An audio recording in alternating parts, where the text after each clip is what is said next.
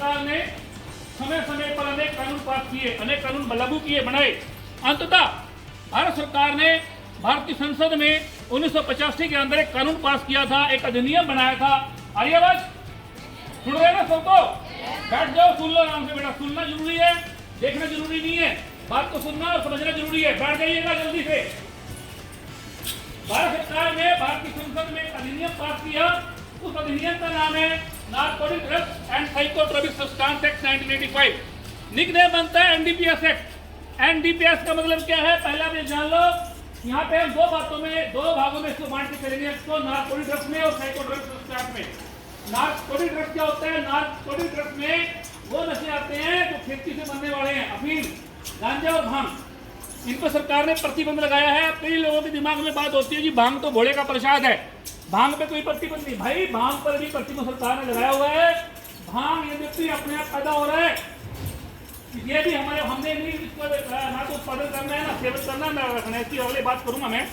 तो पहला जो नशा है नारकोटिक का, जो अफीम है, भांग है, गांजा है। दूसरा नशा है साइकोट्रोपिक सब्सटेंस का। साइकोट्रोपिक सब्सटेंस होते हैं जो केमिकल से नशे बनते हैं। हेरोइन, स्मैक, चिट्टा, कोकीन, ब्राउन शुगर, एलएसडी, नशे की गोलियां, नशे के टिक्के, बहुत सारे नशे ऐसे हैं जिन पर भारत सरकार ने प्रतिबंध लगा दिया। और सरकार ने कहा कि भारत के अंदर इसको खोजी कर दो, पर लागू होगा। क्लियर? व्यक्ति में चाहे विदेशी भी क्यों ना जो भारत में आ गया उसमें भी लागू है। अब ये कानून लागू कर दिया कि भारत में कोई भी व्यक्ति इन नशों की खेती नहीं करेगा, इनका उत्पादन नहीं करेगा, इनका सेवन, कंजप्शन, उपभोग नहीं करेगा, क्रय, प्रत्येक, विक्रय, सेव नहीं करेगा, अपने पास नहीं रखेगा, खरीदेगा, बेचेगा, सारा बता दिया।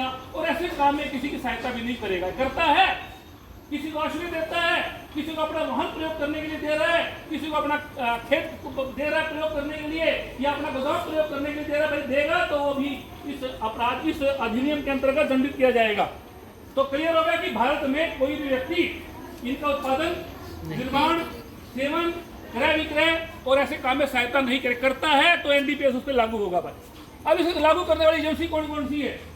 पहले तो आप देख लो कि भारत की तीनों सेनाएं, पैरामिलिट्री फोर्सेज, राज्यों की पुलिस, भारत की एनसीबी और भी डिपार्टमेंट ऐसे हैं जिनको सरकार ने जिम्मेदारी सौंप दी कि आप भारत को ड्रग फ्री करो। भाई अब बेटा प्रश्न उठता है कि सरकार ने इसे प्रतिबंध क्यों लगाया?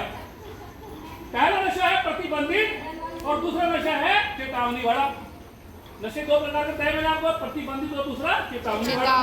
पहले प्रतिबंधित की यदि बात करें तो सरकार ने भी क्या आवश्यकता पड़ी, सरकार ने इसे प्रतिबंध लगा दिया। यदि ये नशा मनुष्य के लिए किसी भी रूप में स्वीकार्य होता तो सरकार ठेके खोल देती। अफीम का ठेका, चरस का ठेका, हेरोइन का ठेका, स्मैक का ठेका, गांजे का ठेका, कोकीन का ठेका, ब्राउन शुगर का ठेका, एलएसडी की दुकान पे ले जाके खाओ पियो मौज करो, भी नशे बढ़िया खाओ पियो मौज करो। सरकार को रिगन नहीं वाला था, सरकार ने बैन लगाया। क्यों भाई, क्या आवश्यकता पड़ी सरकार को बैन लगाने की? ये इसलिए बैन लगाया गया क्योंकि ये नशा जैसे ही व्यक्ति का सेवन करता है, कंजप्शन कंज्यूम करेगा, उपभोग करेगा, उसके सिर पे चढ़ के बोलता नशा, और उस व्यक्ति की सोच को बदल देगा, मनोवृत्ति को बदल देगा, उसका शरीर के ढांचे को बदल देगा। और वो ढांचा, शरीर का ढांचा जो है ना, ढांचा ऐसे, ये मान लो पेड़ है, इस पेड़ के अंदर, इस तने के अंदर यदि दीमक लग जाए, दीमक क्या करती है बच्चों? भीतर से खोखला करती है। यस सर, पता ना? दीमक लग जाए वृक्ष के अंदर, ये भीतर से खोखला कर देगी। और कोई भी आप कोई भी छोटा बच्चा थोड़ा धक्का मारेगा ना, गिर जाएगा। इसी प्रकार से हमारा शरीर है, इस शरीर के अंदर भी जब ड्रग्स का नशा प्रवेश करेगा, ये शरीर हमारा उससे खोखला हो जाएगा। खोखला होने से हमारा दिमाग काम करना बंद हो जाएगा। आदमी 2 साल 3 साल में राम नाम करते हैं। ये नशा मनुष्य के शरीर में ऐसे प्रवेश करता है जैसे कंप्यूटर के सॉफ्टवेयर वायरस जैसे कंप्यूटर सॉफ्टवेयर गया तो डैमेज कर देगा। इसी प्रकार से बेटा हमारा ब्रेन है, हमारा शरीर है, नशा लिया और शरीर खत्म। तो बेटा सरकार ने सोच समझ के इसे बैन लगाया है ना।